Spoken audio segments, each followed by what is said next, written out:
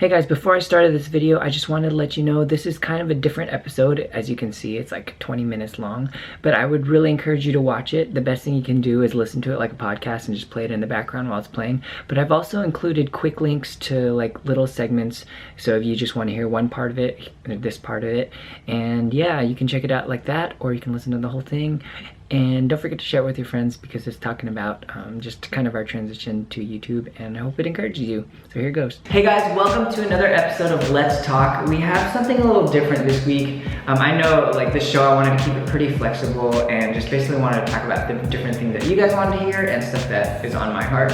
But this week I have my good friend Jason from Jubilee Project. What up? And can you tell us a little bit about what Jubilee Project is and what you guys do? And yeah, sure. We're a non-profit production channel. So you can find us at YouTube called Jubilee Project, and we make PSAs, short films, and now documentaries, all for a good cause. Awesome. And there was this one film that I was in. Yes. So go to YouTube and look up What's Inside, and you can see yours truly doing a little smoochy with Miss Julie Zahn, but also acting, obviously. Very, very talented. Acting. But this week I know I got a comment from Ben, and she said she wanted to kind of know how the transition was to YouTube and how our parents kind of took it. Like, how did your parents feel about going into YouTube? Both he and I were working regular jobs out of college, and then decided to basically quit our jobs and do this full time. Full time. Basically just take that leap of faith. Full-time YouTube. Yeah. Just live on YouTube. Just live on YouTube, be filmmakers. So yeah, okay, so let's like start with the first, like what were you doing before YouTube? Yeah, sure. I was actually living in New York, and I was a management consultant at Bain. Do you know what that means? Management consultant just sounds like it's just a made up job. This is the way I would explain it. We're essentially like doctors for businesses. Okay. So people who are struggling with like, hey, I don't understand, like why is my business not doing well? They'll hire us to like essentially evaluate, and we're supposed to be smart enough that we can identify not only what's happening, but then give them the answer. Right. But imagine like I'm like a 21-year-old kid. Yeah. I know nothing about like ducks, like air ducts, and they're like, yeah, and then I'm like, oh, I think that you need to be switching your product line. They're like, this guy knows nothing. It's crazy, but I mean, they pay us a lot of money to do that. All right, and so did you enjoy kind of that? And how long were you doing it for? I did for 3 years. 3 years. So I graduated in 2009, and then I moved to New York, and I was there for 3 years. 3 years. Yeah. Honestly, I thought that when I was in college, I thought that I really wanted to be a management consultant, actually. It wasn't like I reluctantly did it. That was my dream. That was your dream. I was like, when I grow up. So you knew what a management consultant was? No, I had no idea. But everyone else wanted to do that. Everyone wanted to be a banker or a management consultant. Because it makes money, or? Yeah, and it's supposed to be very prestigious. Yeah, okay. And I was just like, my entire life I'd always done what was like supposed to be the best. Right. So I was like, if this is the best, then I want to do that. Cool, yeah. Well, for me, I was working at a company called Better World Books. Dude, that sounds so much better than what I did already. No. So basically it's an online bookseller, but it is a for-profit social enterprise. So it was really cool. What were you doing for them? And I was like an account representative, nothing crazy. I worked with student groups. So a part of that was sourcing books, used books. And so we worked with student groups to run book drives. And then we worked with libraries and bookstores. And basically we would set up programs to where they're going to dispose of these books anyway, but we were able to sell them and they get a percentage back. But also a percentage goes back to a literacy program. Wow. So it was really cool. It was like, I mean, it was like it was just a new way to dispose of books without actually disposing of them. It's like people would buy them, and this part of the country didn't need it, but you never know, like. Sure. So that's what I was doing. It was a great company, like the culture was awesome. Did you enjoy it? I did. I enjoyed it because I got to still work with students. I worked with student groups, and I got to work with like schools and things like that. So it was a lot of fun. And my manager always wanted to play ping pong with me, so that's the best. Business meetings were like, I had one boss that was like that, who was like, Jason, I need to speak to you, and he'd be like, get your ping pong paddle. I'm like, what the heck? all right. And sometimes I'd be like, dude, I literally have to do work.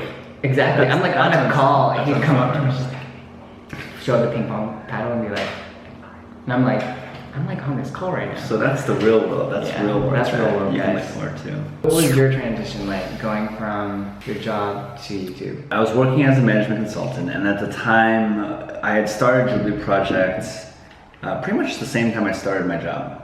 So it had been about 3 years, and shortly after starting it, I invited my brother Eddie and one of our good friends Argh to join me. So there were 3 of us. The problem was that we were in different cities. So I was in New York, Eddie was in DC, and Argh was in Boston. Right. So literally every time we wanted to film, we would fly into the same city. Oh my gosh. And then like film and shoot as much as we can, and then we would have these hard drives that we would like send to each other Oh my gosh. to edit. Because Right. Eddie would be like, "Oh, this looks good. Can I like work on it?" Physical hard drives, you would send in the mail. we would send Oh, it. wow. Anyways, long story short, we started talking more at events. No. What happened was we ended up making one of our earlier films that was really, really popular. Was Love Language. Language, with the song.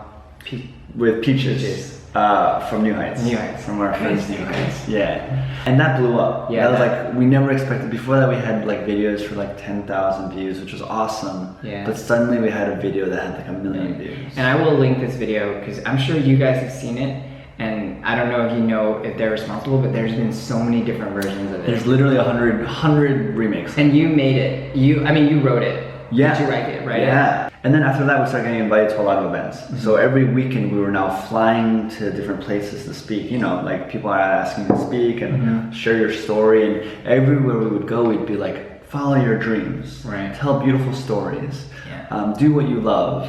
And then every Monday, we'd be like, oh my God, go back to work. So Eddie was working at the White House at the time. Argh was at Harvard Med School. But they just were not happy there. I would say that they were less happy than I was. At Bain. Because I actually kind of enjoyed it. I was like, oh, I'm doing okay. Argh actually was going through a big struggle because he was like trying to take this exam, but he just didn't feel excited at all by it. Wow. And Eddie was like kind of coming to the end of one of his terms, and he was just like, man, I want something different. So they both were like coming to me and they said, hey man, because we had always talked about, oh, one day we'll go full Make time. this happen. And they're like, hey, it's now. And I was like, what? But luckily for me, I was at a place where I was like, you know what? I kind of feel good about that too. Yeah. So we said, let's do it. Let's do it. I remember we were on a conference call. I said, hey, let's do it. And they're like, all right, let's do it.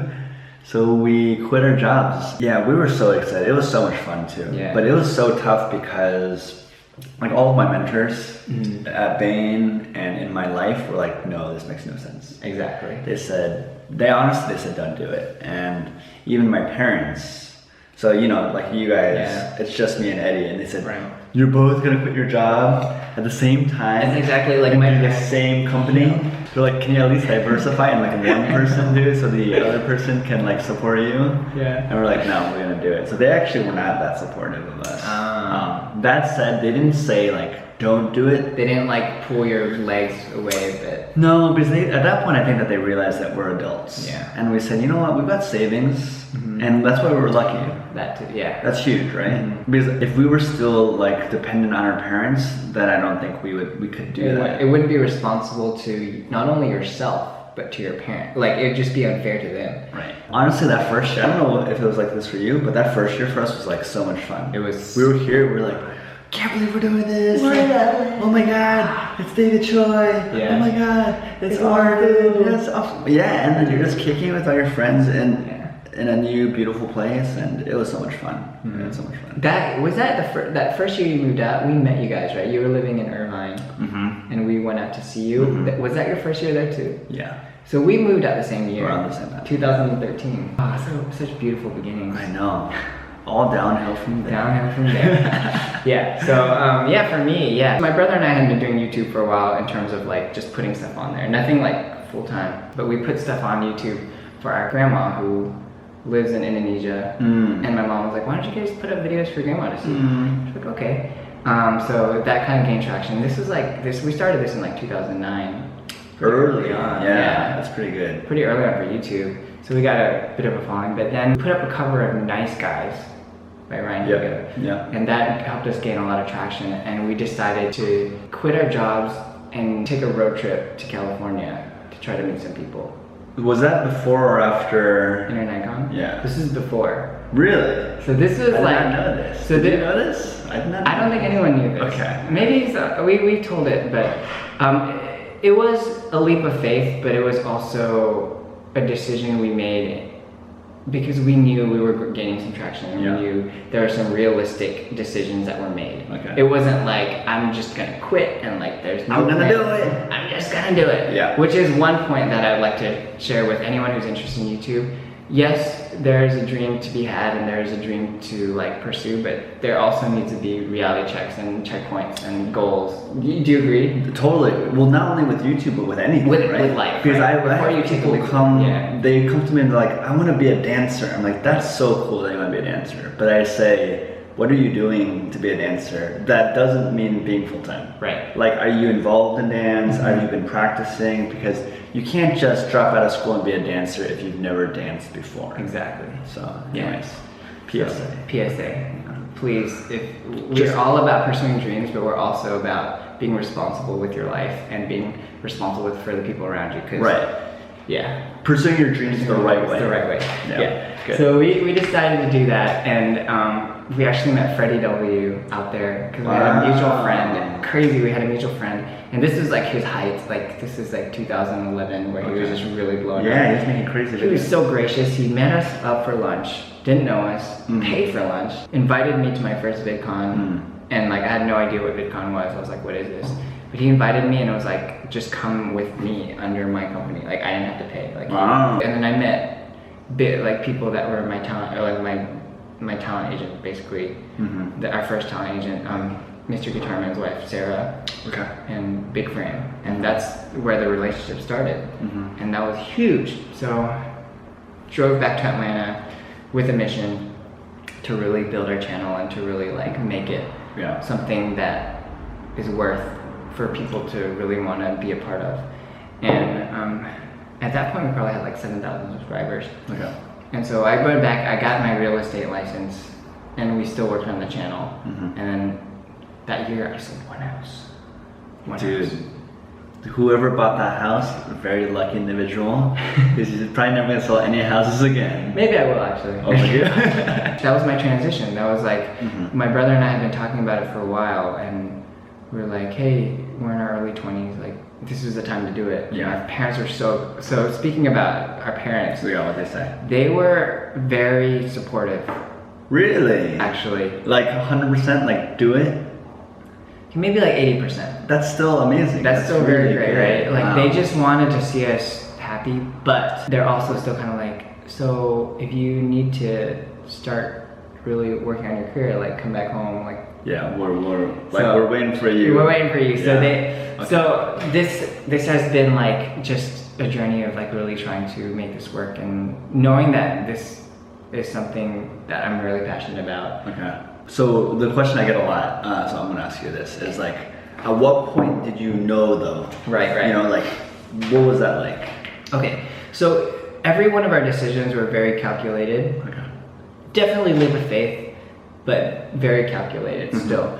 So we knew that we were growing, and we knew we had a relationship with these people like our former job, that if at that time, like within that time, it was kind of like we were still sure we could get a job. You know, like, Yeah, like there's gonna be jobs. There's gonna be jobs, Yeah. and so we knew that we were gonna commit ourselves to this.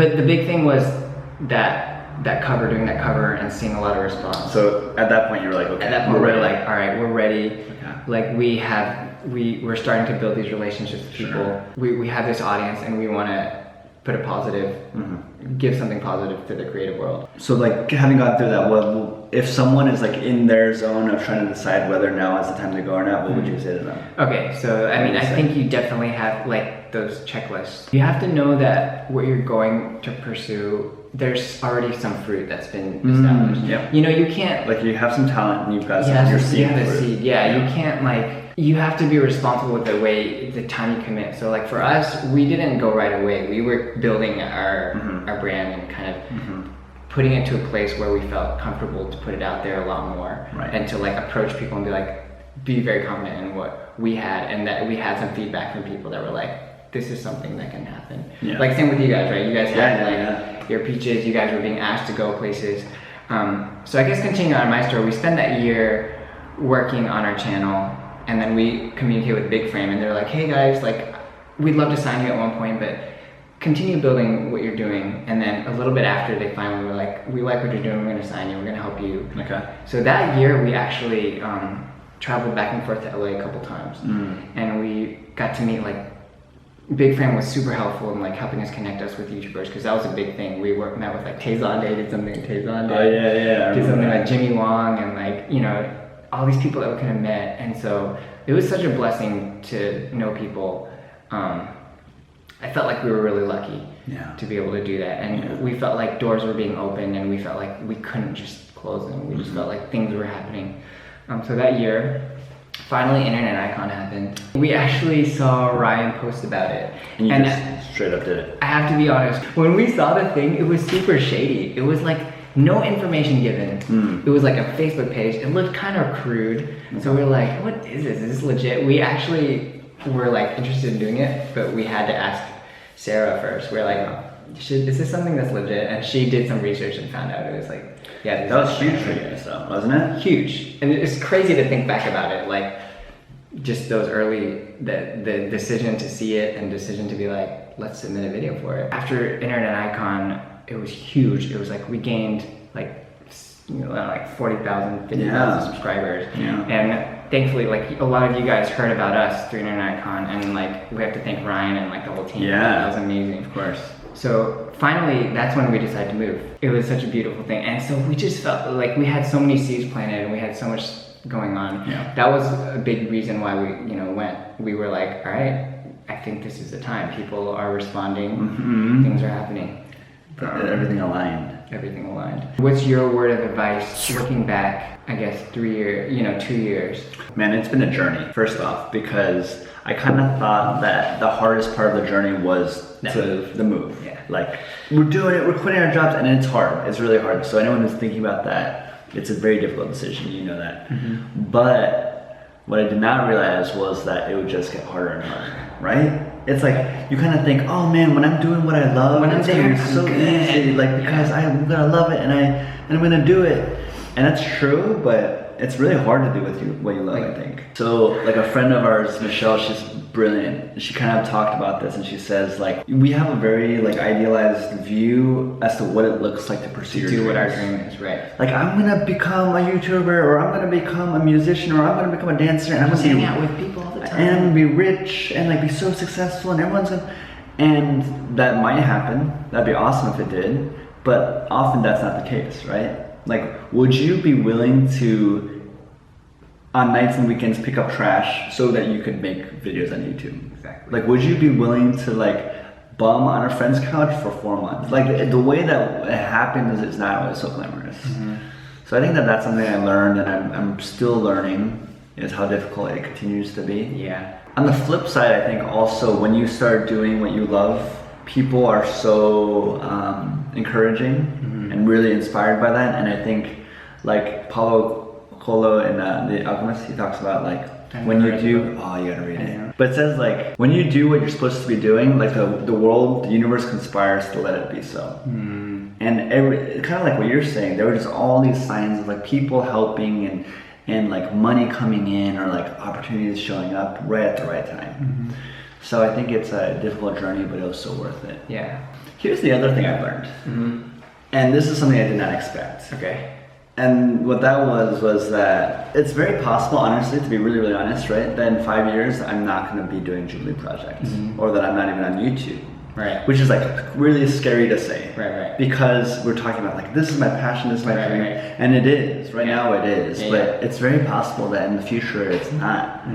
But one thing that I've learned is that you learn in that process of what kind of person you want to be. Like, man, I want to be the person who is making these like courageous decisions out of love and passion versus decisions out of fear, or expectation. Like, what do my parents expect of me, or what are we supposed to do in this society? And I think after you take that first step and you see, oh, like this was great, what I'm hoping is that I can continue to make those steps. But it gets harder, I think. It gets harder, yeah. Like once I have a wife and kids, Ooh.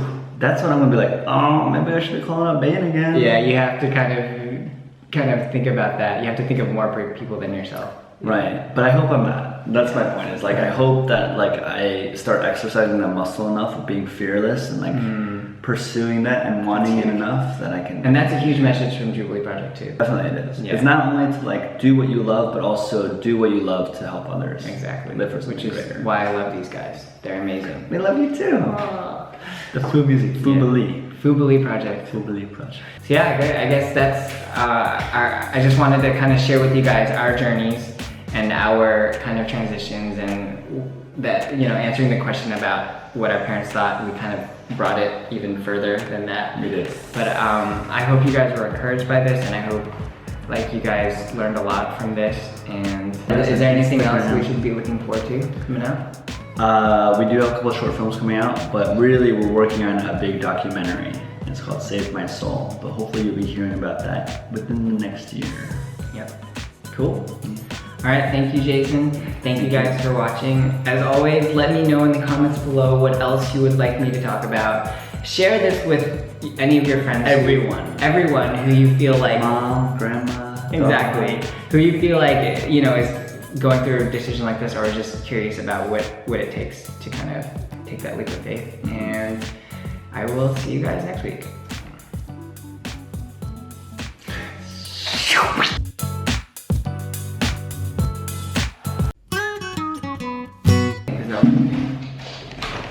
Cuts off our head a little bit. You're too tall, dude.